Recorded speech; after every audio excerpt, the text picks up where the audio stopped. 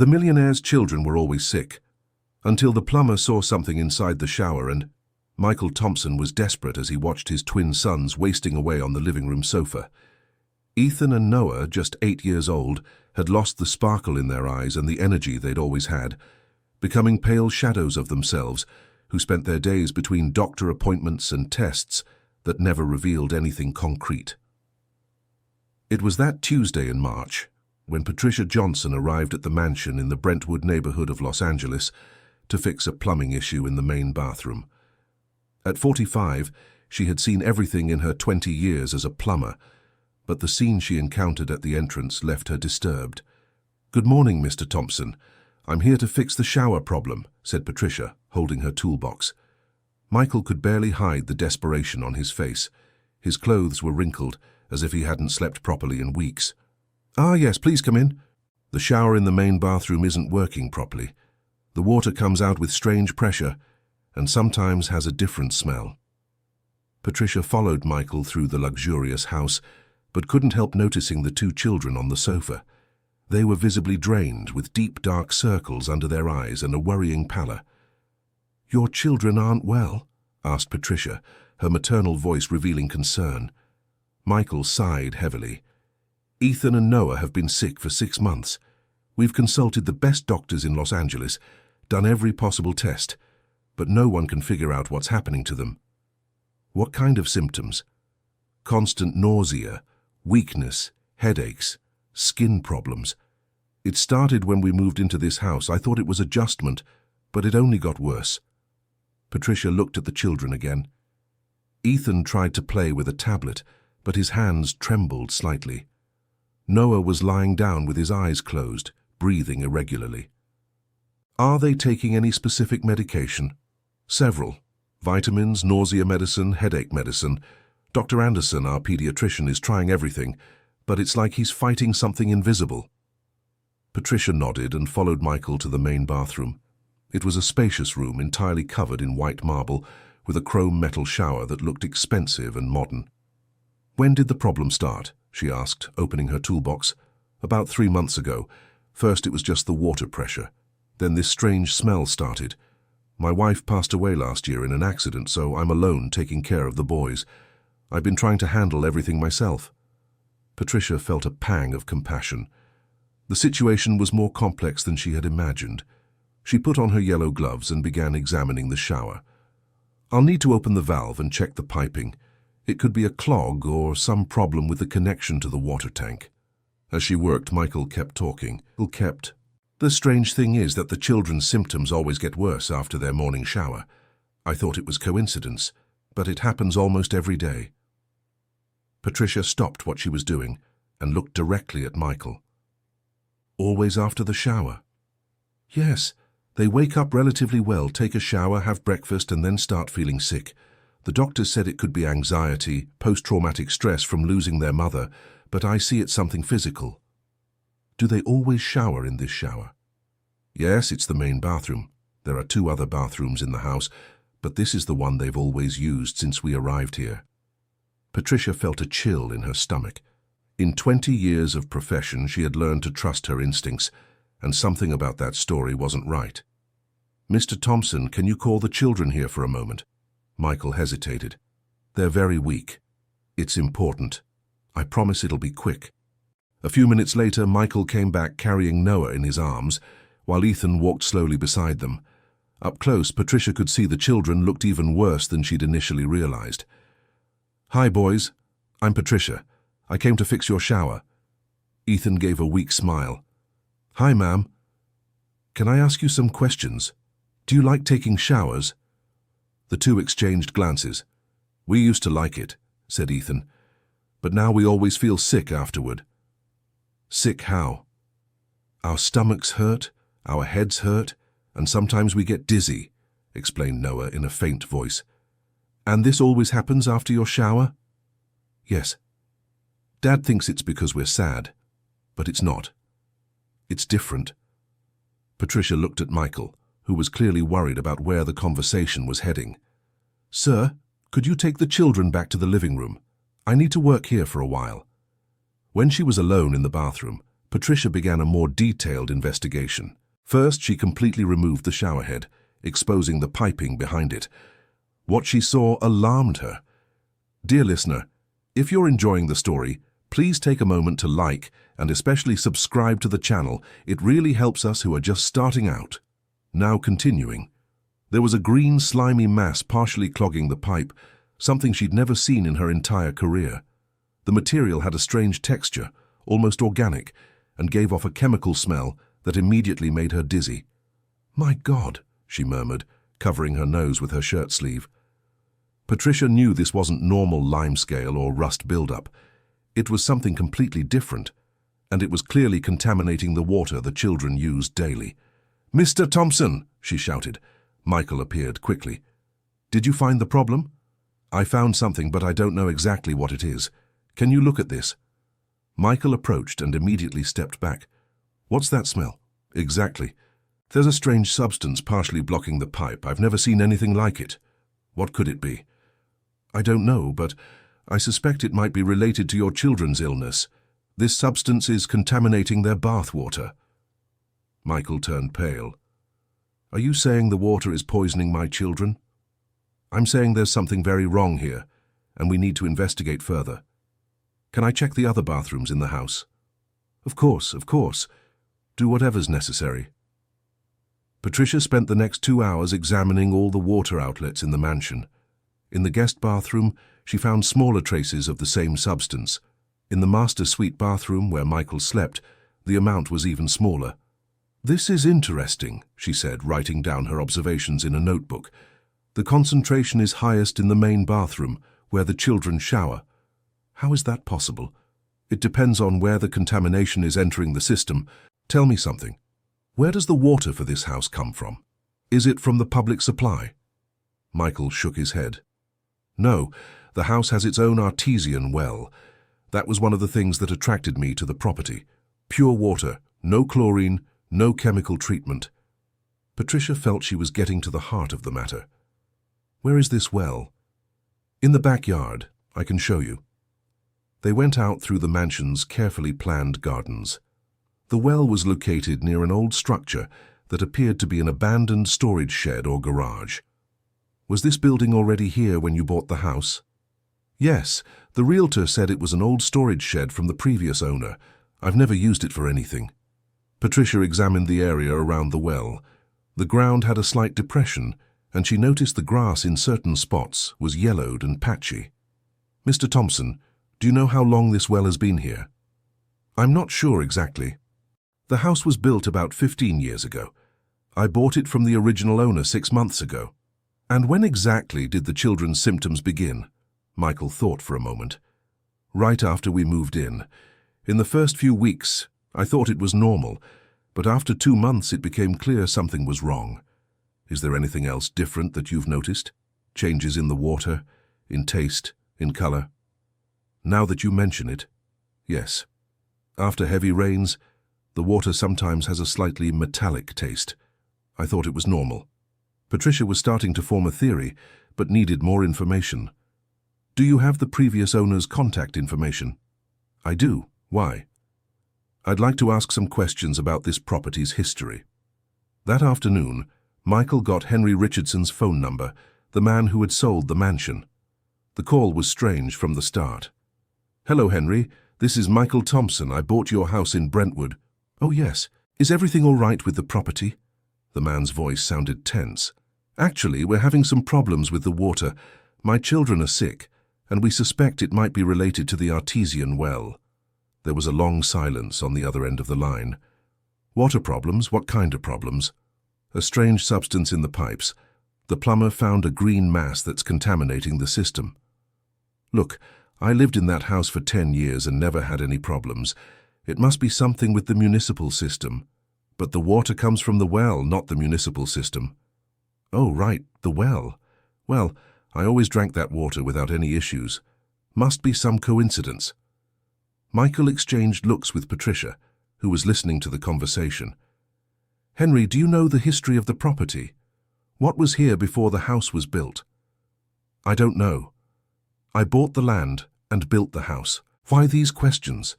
We're trying to find the source of the contamination. Look, Michael, I'm sure it has nothing to do with the property. It must be some installation problem. I recommend you call a specialist." The call ended abruptly, leaving Michael and Patricia with more questions than answers. "He was hiding something," said Patricia. "I thought so too. But what could it be?" "I don't know, but we're going to find out. Meanwhile, your children can't keep using this water." Michael immediately arranged for bottled water for all household uses. Within days, Ethan and Noah's symptoms began to improve slightly, confirming Patricia's suspicions. "They have more energy," observed Michael one morning. "They're still weak, but they didn't vomit yesterday." "That's a good sign. It confirms the water was really causing the problems, but we need to find out exactly what's happening to solve this for good." Patricia decided to investigate on her own. She talked to neighbors, researched public records, and even visited City Hall to check building permits and area history. It was Dorothy, a 70-year-old woman who had lived in the house next door for 25 years, who provided the first real clue. "Oh dear, you're asking about Michael's house," she said, serving coffee in her cozy kitchen. "I remember when that lot was quite different." "How so, Dorothy?"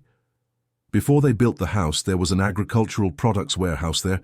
The old owner, Martin, stored fertilizers, pesticides, all those things they use on farms." Patricia nearly dropped her coffee cup. "Chemicals?" "That's right. There were several sheds full of bags and drums. I always complained about the smell, especially when it rained. There was a terrible chemical odor in the air." "And what happened to those products when they decided to build the house?" Dorothy hesitated. "Well, that's where things get ugly. I remember there was a big rush at the time to clear the land. Mr. Martin said he was going to remove everything, but I saw the trucks arriving in the middle of the night and leaving early in the morning. I never saw any products leaving, only dirt being dumped over everything." "Are you saying they buried the chemicals?" "I can't say for sure, but that's what it looked like. After about 3 months, they started building the house. Everything was very quick, very secretive." Patricia was shocked. If Mrs. Dorothy was right, the house had been built on top of an illegal chemical dump, and the artesian well was being contaminated by soil seepage. "Mrs. Dorothy, do you remember the full name of the original owner?" "Martin Henry Richardson. He was a partner in an agricultural products company. After he sold the land, he moved to the countryside." Patricia froze. Henry Richardson was the same man who had sold the house to Michael. Martin was his father, and he knew exactly what was buried on that property. "Mrs. Dorothy, thank you so much for the information. Can you please not discuss our conversation with anyone for now?" "Of course, dear. But I hope you can help those children. That family has already suffered too much." Patricia returned to Michael's house with a heavy heart. Not only had they discovered the cause of the problems, but also a conspiracy to hide environmental contamination that was literally poisoning a family. "Michael, I need to tell you something very serious," she said, finding him in the living room playing with his children, who were already showing visible signs of improvement. She recounted the entire conversation with Mrs. Dorothy. Michael was visibly shaken. "Are you saying that man knew he was selling a contaminated house?" "Not only did he know, but he probably organized the illegal burial of the chemicals himself to be able to sell the land. But that's attempted poisoning. My children could have—" Michael couldn't finish the sentence. "I know. It's very serious. We need to act quickly. First, we'll collect samples of the water and the substance we found for laboratory analysis. Second, you need to find a lawyer specializing in environmental law." "And my children? Will they be okay?" "With proper medical care and no further exposure to the contamination, I believe so. But it's important to do comprehensive blood tests to check for toxins accumulated in their bodies." Dear listener, if you're enjoying the story, please take a moment to like and especially subscribe to the channel. It really helps us, who are just starting out, now continuing. In the following days, Patricia worked tirelessly to document all the contamination. She collected samples from the well water, the green substance found in the pipes, and even the soil around the old dump site. The laboratory results were shocking. The water contained alarming levels of organophosphate pesticides, heavy metals, and chemical compounds used in agricultural fertilizers. The green substance was a form of biofilm that had developed as a result of chronic contamination. Dr. Anderson, can you explain what these results mean for the children? Asked Michael during an emergency appointment. The pediatrician, a 50-year-old man with extensive experience, analyzed the reports with a serious expression. Michael, these substances are extremely toxic, especially for children. The symptoms that Ethan and Noah exhibited are consistent with chronic pesticide poisoning. Will they have permanent damage? It's hard to say at this point. The children's livers and kidneys have been overloaded trying to filter these toxins for months. We'll need very careful monitoring and possibly chelation therapy to remove the heavy metals from their bodies. Chelation therapy? It's a medical procedure where we use specific medications to bind to heavy metals in the bloodstream and facilitate their elimination through urine. It's a safe process, but needs to be done under medical supervision. Patricia, who had accompanied Michael to the appointment, asked, "Doctor, based on your experience, how long will it take for the children to recover completely? If there's no further exposure and with proper treatment, I estimate between 6 months to a year.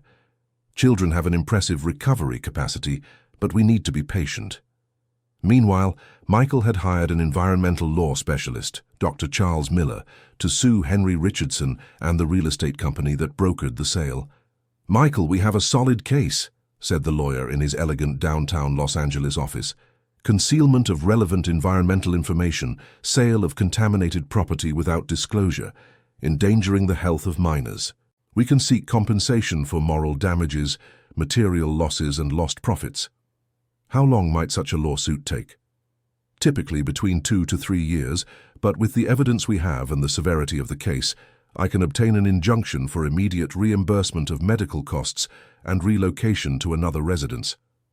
Relocation? Michael, you can't continue living on this property. Even with a new water system, the soil is contaminated. Chemical vapor could be seeping into the house through the foundations. The reality hit Michael like a punch in the gut. Not only had his children been poisoned, but he would have to abandon the house where he planned to build a new life after losing his wife. That evening, after putting Ethan and Noah to sleep at a nearby hotel where they were temporarily staying, Michael met Patricia in the lobby. "Patricia, I don't know how to thank you. If you hadn't done that investigation, you don't need to thank me, Michael. I have 2 teenage children. I know how desperate it is to see a child suffering without understanding why. But you went far beyond what an ordinary professional would do. Why?" Patricia fell silent for a moment, nervously stirring her coffee cup. 15 years ago, my younger brother lost his 3-year-old daughter. She died of leukemia, but we always suspected it was caused by water contamination in the town where they lived. We never managed to prove anything, and my brother never recovered from the loss. I'm so sorry. When I saw your children in that state and discovered the water contamination, it felt like a second chance. A chance to save children who could still be saved. Michael felt a lump in his throat. "Do your children know what you did for us?" "They do, and they're proud. My oldest son, Luke, is studying environmental engineering inspired by this story. Patricia, I want to make a proposal. When all this is resolved, I'd like you to consider working with me on something bigger." "What do you mean?" "I'm thinking of creating a company specialized in detecting and correcting contamination in homes. How many families are going through this without knowing? How many children are getting sick because the water they drink is poisoned?" Patricia was surprised by the proposal. "Michael, I'm just a plumber. You're much more than that. You have investigative instinct, technical knowledge, and most importantly, you genuinely care. Think about the proposal." 2 weeks later, the results of more detailed analyses arrived. The soil on the property was contaminated in an area of approximately 100 square meters around the old storage facility. The contamination had spread through the groundwater, affecting not only the well at Michael's house, but potentially other wells in the area. "This is much more serious than we thought," said Dr. Charles during a meeting in his office. "We're not just talking about an isolated case, but environmental contamination that could affect the entire neighborhood. What does this mean for the lawsuit? It means that besides the civil lawsuit against Henry Richardson, we'll have to notify the district attorney for criminal investigation and alert the state environmental agency. And the neighbors? We'll have to warn all property owners in the area to test their water. If other families are affected, this becomes a public health case. Michael felt the weight of responsibility. It wasn't just about his children anymore. It was about an entire community that might have been put at risk. Patricia suggested they hold a meeting with the neighbors to explain the situation. Michael, initially reluctant to make his personal problem public, eventually agreed it was the right thing to do. The meeting took place at Mrs. Dorothy's house, who offered her living room to host about 15 families from the area. The atmosphere was tense when Michael began explaining the situation. "I know it's hard to believe, but we discovered our property was built over an illegal chemical dump. Our well water was contaminated, and this made my children seriously ill." Concerned murmurs spread through the room. "Dr. Charles can explain the legal and environmental implications," Michael continued. The lawyer stood up. "What we've discovered suggests the contamination may have spread through the soil. We strongly recommend all property owners using artesian wells test their water immediately." Mr. Anthony, a 60-year-old man, raised his hand. "My wife has had digestive problems for months. The doctors can't find the cause." "My grandchildren always complain of headaches when they visit me," said Mrs. Marcia. "I thought they were just being fussy." "I've noticed the plants in my garden don't grow well in certain areas," commented another neighbor. Patricia realized the problem was even bigger than they'd imagined.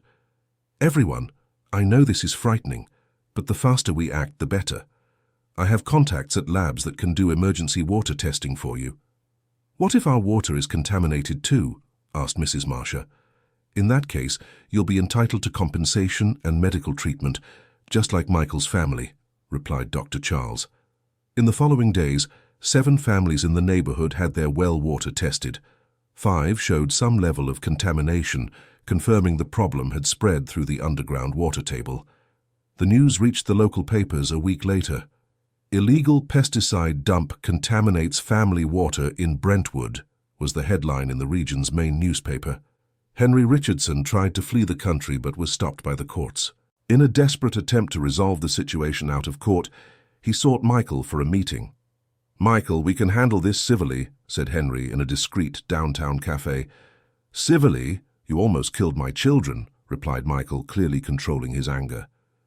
"Look, I acknowledge there were irregularities in preparing the land, but that was 15 years ago. I didn't know it would cause these problems. You knew exactly what you were doing. You illegally buried chemicals and sold the land without declaring the contamination. I'm willing to reimburse all medical costs and pay a generous settlement, $5 million. You could buy a much better house anywhere you want." Michael looked at Henry with disdain. "This isn't about money, Henry. It's about responsibility. You endangered not just my family, but an entire community. I won't accept any settlement. Michael, if this goes to court, it could drag on for years. Your children will have to relive all this trauma in testimonies, expert reports. My children will learn that sometimes you have to fight for what's right, no matter how long it takes." Henry left the meeting visibly frustrated. 2 weeks later, he was formally indicted for environmental crimes and endangering others' lives. Meanwhile, Ethan and Noah continued their chelation treatment under medical supervision. The process was slow, but the results were encouraging. "Daddy, when are we going back to our house?" asked Ethan during breakfast at the hotel where they'd been staying for 2 months. Michael patiently explained they couldn't return to that house, but would find a new home soon. "But we liked our room," said Noah sadly. "I know, son, but what matters most is that you're healthy and safe. We can change houses, but family is irreplaceable." Patricia, who had become a constant presence in the family's life, visited the children regularly. She'd accepted Michael's proposal to start a business together and was studying environmental contamination detection in residential properties. "Aunt Patricia, are you going to work with Daddy?" asked Ethan during one of her visits. "Yes, we are. We're going to help other families avoid going through what you went through." "Like superheroes?" asked Noah excitedly. "Exactly like superheroes. Our special power is finding out when water is harming people." The children laughed, and Michael felt deep emotion seeing his sons recovering not just their physical health, but also their natural childhood joy and curiosity. Dear listener, if you're enjoying the story, please like and especially subscribe to the channel. It really helps us who are just starting out. Now, continuing. 3 months after the contamination discovery, Michael found a new home in a nearby gated community with public water system and all environmental certifications up to date. On moving day, all the neighbors from their previous home came to say goodbye. "You were an angel in our lives," said Dorothy, hugging Michael. "If it weren't for you, we might never have discovered our water was contaminated too." "Actually, Patricia was the one who discovered everything," Michael replied. "I was just lucky she's honest and competent." Patricia, who was carrying boxes, smiled shyly. "We did it together, and now we'll keep helping others." Michael and Patricia's new company, Safe Waters, was officially founded 6 months later. They offered contamination analysis and detection services for homes, especially properties with artesian wells or industrial history in the area. Their first contract came from a family in San Diego who suspected their well water was causing health problems in their pets. Patricia and Michael discovered heavy metal contamination from an old battery factory that had operated in the area decades earlier. "It's amazing how these old contaminations keep affecting people years later," Patricia commented during fieldwork. "That's why our work is so important," Michael replied. "How many families are suffering without knowing the cause is literally in their homes." Ethan and Noah, now fully recovered after 8 months of treatment, loved visiting the company office. They'd become little water quality experts and often asked technical questions that surprised the employees. "Daddy, why do some people put chemicals in the wrong place?" asked Ethan during a family dinner. "Sometimes people do wrong things because they think no one will find out, or because they want to save money," Michael explained. "But there are always consequences." "And that's why you investigate, right? To find out when people did wrong things?" said Noah. "Exactly. And to help the families who were harmed get well again." The lawsuit against Henry Richardson was moving slowly, but Dr. Charles was optimistic about the outcome. "Michael, we have solid evidence, multiple victims, and irrefutable technical expertise. Even if he tries to drag out the process, there's no escaping conviction. And how long do you think he might get? For environmental crimes with harm to public health, we're talking 4 to 8 years in prison, plus compensation that could reach 20 million raise for all affected families. Can he afford to pay that compensation?" He tried to hide his assets, but we found several properties and investments under straw men. If necessary, we'll go to the last consequences. 1 year after the contamination was discovered, Michael threw a party to celebrate Ethan and Noah's full recovery. All the old neighbors were invited, including the families who had also been affected by the contamination. "I'd like to make a toast," said Michael, standing up in his new home's living room. "A year ago, my children were seriously ill, and I didn't know why. Today, they're here, healthy and happy, thanks to the dedication of a special plumber who refused to accept that shower repair was just shower repair." Everyone looked at Patricia, who was moved. "Patricia not only saved my children, but protected an entire community. She taught me that sometimes heroes arrive in overalls carrying a toolbox." Applause filled the room. Patricia stood up, visibly touched. "Thank you, Michael. But I want to say something to all of you. What happened here was the result of one person's corruption and greed. But it was also the result of a community that came together to protect their families. You fought for what was right, you didn't give up, and that makes all the difference. And now," she continued, "our company has already helped 12 families in similar situations. We're training other professionals to recognize signs of environmental contamination. What started as a tragedy has turned into hope for many people." Mrs. Dorothy, now 71 years old, stood up, leaning on her cane. "In over 20 years living in this area, I've never seen a community come together like we did this year. We discovered that when people care about each other, we can solve even the toughest problems." 6 months later, Henry Richardson's trial finally came to an end. He was sentenced to 7 years in prison for qualified environmental crimes, and ordered to pay compensation of 22 million reais, distributed among all affected families. "Justice has been served," said Dr. Charles after the sentencing. This case set an important precedent for future hidden environmental contamination situations. Michael used part of the compensation to expand the Safe Waters Company to other regions of Los Angeles. They created a free analysis program for low-income families and established partnerships with universities for environmental contamination detection research.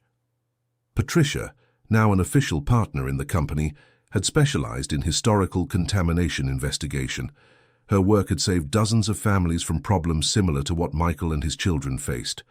"Have you ever thought about writing a book about your experiences?" asked Michael during a meeting in his office. "Actually, I'm thinking of something better. I want to create a course for plumbers, water technicians, and construction professionals, teach them to recognize signs of contamination and guide their clients properly." "Excellent idea. We can use part of the company's profits to subsidize this course."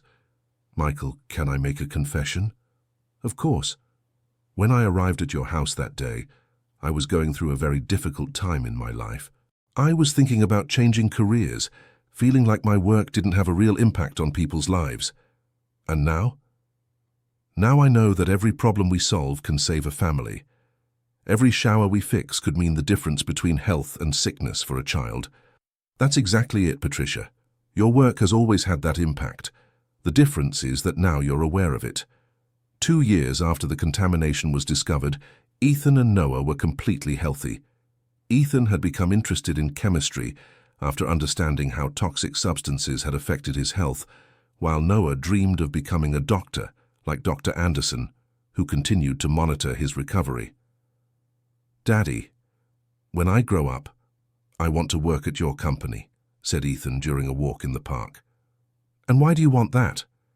"Because you and Aunt Patricia save families. It's like being a superhero, but for real." "And you, Noah, do you still want to be a doctor?" "I want to be a doctor who works with you. That way I can take care of the children who get sick because of bad water." Michael felt a deep emotion. His children had not only survived the contamination, but had been inspired by the entire experience to dedicate their lives to helping others. During an interview for an environmental magazine, Patricia was asked what had been the most memorable moment of the entire investigation. "It was when I saw Ethan and Noah playing in the yard for the first time after we started the treatment. They were running, laughing, being normal kids. At that moment, I knew that all the effort, all the investigation, all the legal battle had been worth it." "And what advice would you give to other professionals who might encounter similar situations?" "Trust your instincts. If something doesn't seem right, investigate. Don't accept coincidences when it comes to a family's health. And most importantly, remember that you might be the only person standing between a family and a tragedy." The company Safe Waters grew and became a national reference in residential environmental contamination detection. They developed investigation protocols that were adopted by state environmental agencies and created an app that allows families to do a preliminary assessment of contamination risks on their properties. "Patricia, do you remember what you told me on the first day? That sometimes heroes arrive in overalls?" asked Michael during the app launch. "I do. I was wrong. You didn't arrive in overalls. You arrived with something much more powerful. You arrived caring." 5 years after the contamination discovery, Mrs. Dorothy organized a neighborhood meeting to celebrate the anniversary of Operation Clean Water, as they had started calling the entire investigation and problem resolution. "I want everyone to see what we've accomplished together," she said, pointing to a map of the region. 15 families who discovered contamination on their properties, all properly treated. 3 water analysis companies that set up in the region, an environmental lab that creates 20 jobs, and most importantly, no child in our community is at risk from contaminated water anymore. Ethan and Noah, now 13 years old, had become young environmental activists at their school. They gave talks about the importance of water quality and how to recognize signs of contamination. "Our story isn't about my family," said Michael during one of the boys' talks. "It's about what a community can do when it comes together to protect its children." Patricia, who who had become a sort of adoptive aunt to Ethan and Noah, often accompanied them to these presentations. "Do you know what the most incredible part of this story is?" she would ask the students. "It's not that we discovered the contamination, it's that we turned a tragedy into a mission. We used our pain to protect other families." The work of Safe Waters had expanded to other states. They had teams in California, New York, and Texas. Each new discovery of contamination was treated not just as a technical problem, but as an opportunity to save a family. "Patricia, have you ever stopped to think how many lives we've changed in these 5 years?" asked Michael during a board meeting. "Directly, 143 families. Indirectly, through the protocols we created and the professionals we trained, probably thousands. And it all started with a clogged shower." "No, Michael. It all started with a desperate father who refused to accept that there was no explanation for his children's suffering, and with a plumber who learned to trust her own instincts." On the 6th anniversary of the contamination discovery, Michael organized a special party. He had invited all the families the company had helped over the years. "6 years ago, I was a desperate father watching my children waste away without understanding why," he said, before more than 200 people gathered in the event hall. "Today I look at this room and see dozens of families who faced similar situations and found hope. I see children who regained their health. I see parents who learned to fight for their children. I see professionals who discovered their work could save lives. And I see a community that formed around the commitment to protect their families." Ethan and Noah, now 14-year-old teenagers, were in the audience. Ethan was studying advanced chemistry, and Noah had started a technical course in clinical analysis. "Dad," said Ethan after the party, "thank you for not giving up when we were sick." "Thank you for finding Aunt Patricia," added Noah. "You don't have to thank me for anything," replied Michael, hugging them both. "You gave me a reason to fight. And Patricia, well, Patricia gave us hope when we thought there was none left." Patricia, who had overheard the conversation, approached the family. "Michael, can I tell you a secret?" "Of course." "That first day, when I saw Ethan and Noah on the couch, I thought of my niece whom we lost 15 years ago, and I decided that even if I couldn't save her, maybe I could save other children. And you did. Not just my children, but dozens of other children. We did, Michael. That was teamwork from day one." 10 years after the contamination discovery, Ethan entered university to study environmental engineering, while Noah chose medicine with a specialization in toxicology. Both had full scholarships offered by universities that had been impressed by their personal stories and research projects. "You know you don't have to pursue careers related to what we went through, right?" said Michael during the farewell dinner before Ethan left for university. "Dad, our story taught us that every person can make a difference in others' lives," replied Ethan. "We want to use our knowledge to continue the work you and Aunt Patricia started. And besides," added Noah, "we know how important it is to have people who truly understand what it's like to go through environmental contamination. Who better to help other families than those who have already lived through it?" The company Safe Waters had become an international reference. Patricia received invitations to speak at conferences worldwide about detecting environmental contamination in residential properties. "Michael, can you believe we've come this far?" she asked during a return trip from a conference in Portugal. "I believe it because I've watched you working all these years. You turned intuition into science, experience into methodology. You created a new profession." "We created it, Michael. And most importantly, we created a future where other families won't go through what we did without knowing why." 15 years after the contamination discovery, Michael was in his office when he received an unexpected call. "Hello, Mr. Thompson. This is Anne Elizabeth from NBC. We're producing a documentary about environmental contamination in the US and would like to include your story." "Our story has been told many times." "Yes, but we want to focus on the long-term impact. How a family that faced environmental contamination turned it into a life mission. And mainly, we want to show Ethan and Noah today, as adults who chose careers based on their childhood experience." Michael agreed to participate in the documentary. During filming, it was moving to see how the story had inspired other professionals across the country.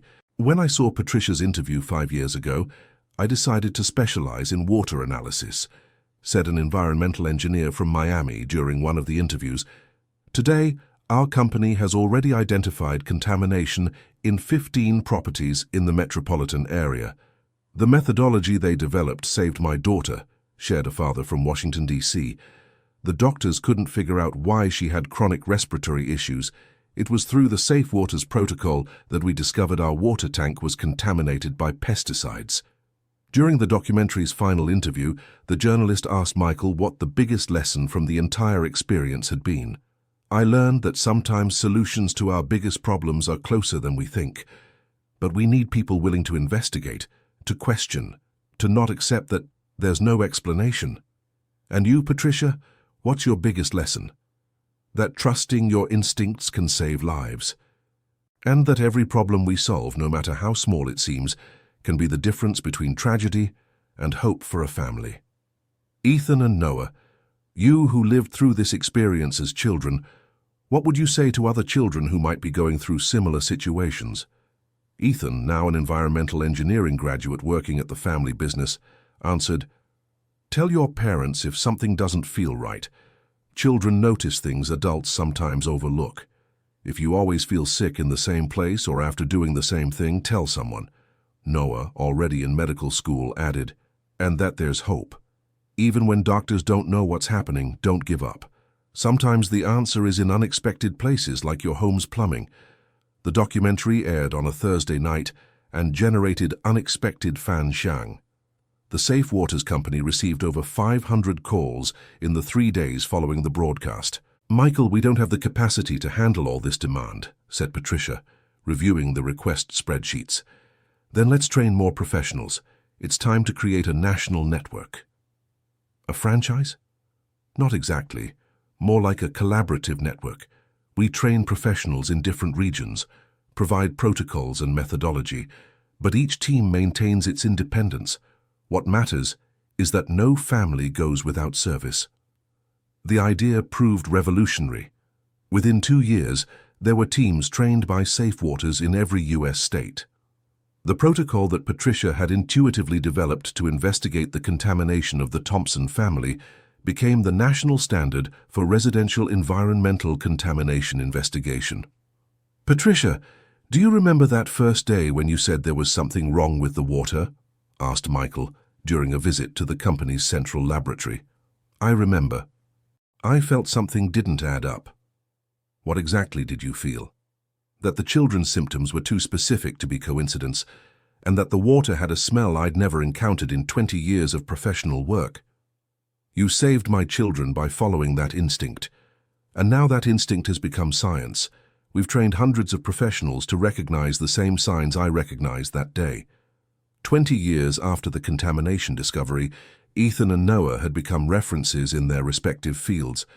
Ethan had developed innovative technologies for detecting contamination on rural properties, while Noah specialized in treating poisoning from environmental chemicals. "Dad, Aunt Patricia and you created something bigger than you imagined," said Ethan during the company's 20th anniversary dinner. "How so?" "You didn't just create a company. You created awareness.